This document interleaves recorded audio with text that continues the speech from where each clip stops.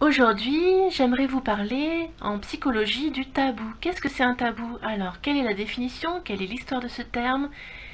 Et quelle est son acceptation courante? Alors, tout d'abord, si on ouvre un dictionnaire, on apprend que le tabou, du tonguien tapu, interdit sacré, peut en anthropologie désigner un interdit de caractère religieux. En second, par extension, ça se dit d'une chose ou d'un être qui n'est pas permis de toucher, ou un sujet qu'il n'est pas permis ou très délicat d'aborder, sans choquer une communauté, une société, ou provoquer de fortes réactions de susceptibilité.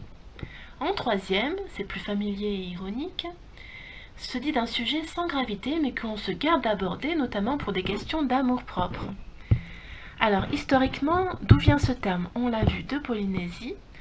En ethnologie, un tabou est un acte interdit parce que touchant au sacré, et dont la transgression est susceptible d'entraîner un châtiment surnaturel, entre guillemets.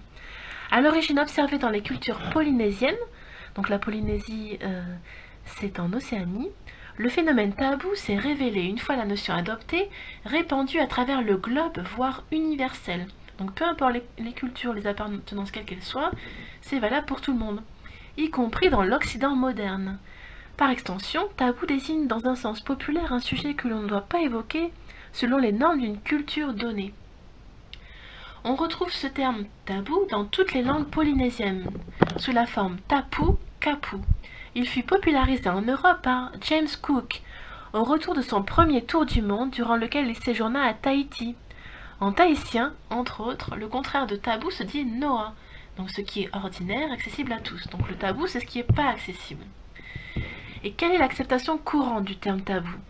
Le terme tabou est couramment utilisé pour désigner tout interdit portant sur un acte, un fait ou son évocation, sans être limité au domaine religieux ou spirituel. Il conserve la notion atténuée voire ironique d'une violation de quelque chose de sacré.